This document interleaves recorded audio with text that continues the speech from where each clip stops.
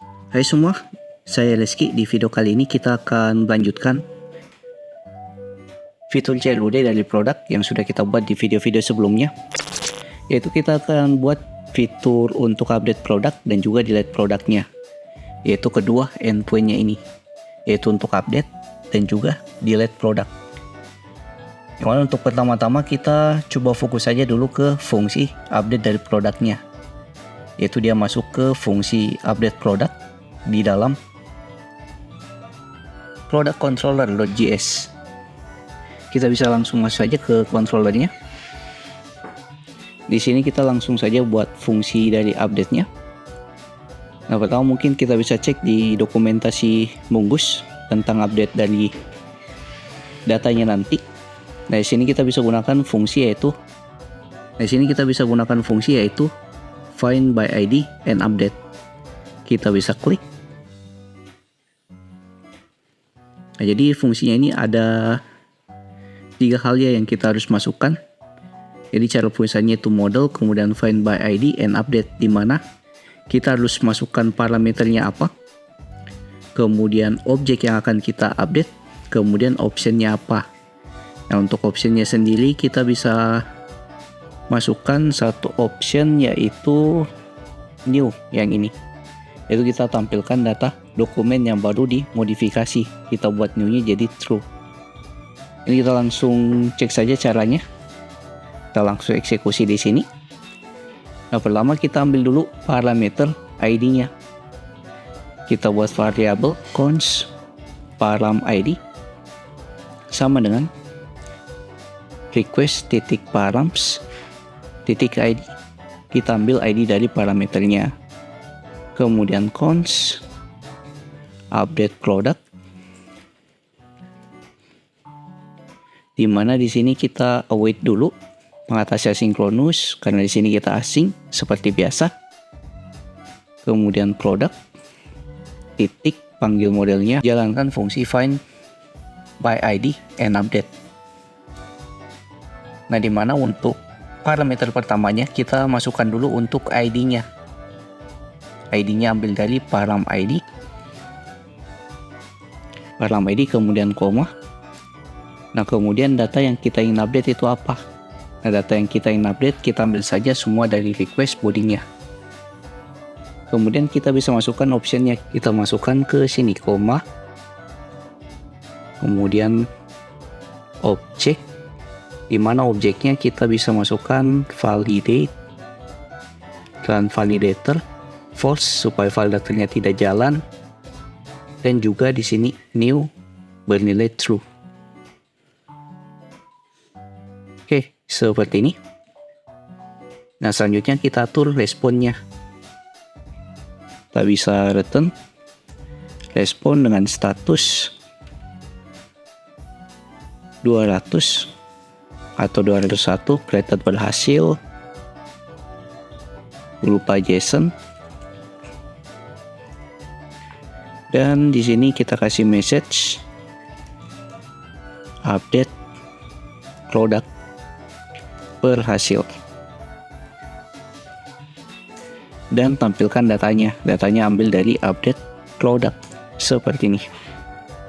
Nah, ini kita bisa langsung testing jalan atau tidak. Kita jalankan dulu aplikasinya di terminal npm run devs. Di sini aplikasinya sudah jalan dan database-nya juga sudah connect.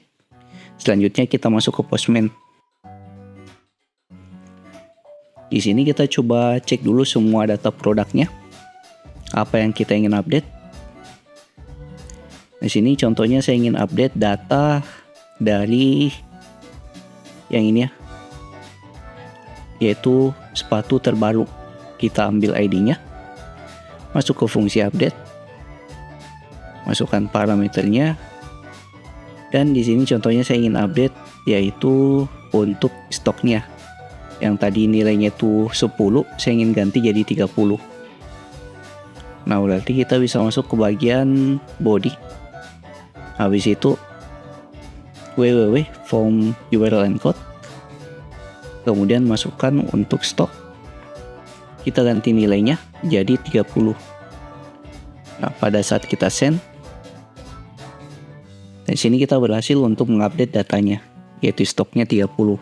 Jadi yang kita update apa-apa saja file yang kan kita update. Nah, contohnya sini cuman stoknya saja, jadi cuma stoknya yang bisa diubah. Tapi kalau kita ingin ubah juga harganya, kita bisa masukkan langsung ke dalam filenya, yaitu price, kemudian harga yang kita ingin ubah berapa. Ini untuk cara kita untuk melakukan update produk. Selanjutnya kita masuk ke fungsi yang kedua, yaitu delete dari produknya berdasarkan parameter ID. Kita masuk ke dalam codingan lagi. Sini kita fokus ke bagian delete produk yang ini. Nah, untuk delete produk kita bisa masuk lagi ke dokumentasi, yaitu bagian queries. Di sini kita bisa gunakan fungsi yaitu find by ID and delete yang ini. Nah, dimana cara penulisannya panggil model, habis itu find by ID and delete. Dimana sini ada dua parameter, yaitu ID-nya yang akan kita masukkan apa, kemudian optionnya apa. Nah, untuk optionnya cuma select dan juga translate alias. Nah, mungkin di sini yang kita butuhkan cuma ini ya, ID-nya saja, karena kalau optionnya itu opsional bisa dimasukkan atau tidak. Di sini kita butuh ID-nya untuk menerima parameter ID-nya nanti yang ada di database. Kita langsung coba dulu. Pertama kita ambil dulu parameternya, yaitu parameter ID-nya. Sini cons param ID sama dengan request titik param titik ID. Kemudian di sini kita coba jalankan fungsinya, kita tampung dalam variabel atau kayaknya tidak perlu. Kita bisa wait saja. Kemudian nama modelnya product.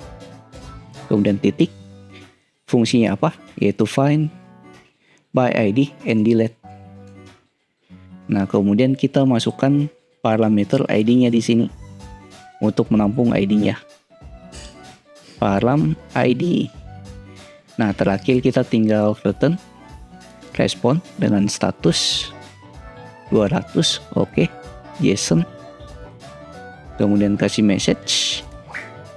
Kita buat message-nya delete product berhasil.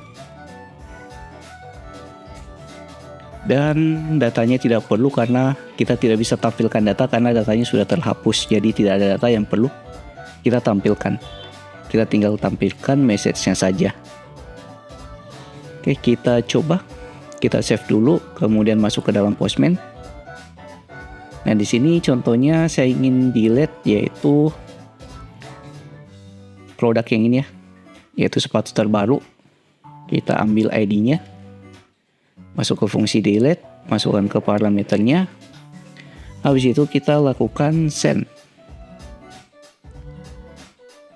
Nah, di sini delete produk berhasil. Kita bisa cek di all product, send. Nah, di sini untuk sepatu terbaru sudah terhapus. Nah, tersisa dokumen yaitu sepatu terbaru kedua. Jadi di sini kita sudah berhasil untuk membuat fungsi update dari produk dan juga delete dari produknya. Di video berikutnya kita akan coba untuk membuat proteksi rutenya menggunakan middleware, yaitu beberapa rute itu cuma bisa diakses jika usernya memiliki role yaitu owner. Contoh beberapa endpoint yang akan kita proteksi seperti create, update, dan juga delete. Ya, akan kita proteksi endpointnya. Jadi cuman user dengan role owner saja yang bisa mengaksesnya nanti. Dan jika ada yang tanyakan silakan masuk ke grup Discord yang linknya ada di pin komen. Dan like video kalau kalian suka, share ke teman-teman kalian jika video dapat membantu teman-teman kalian juga. See you next video, have a nice day, and bye.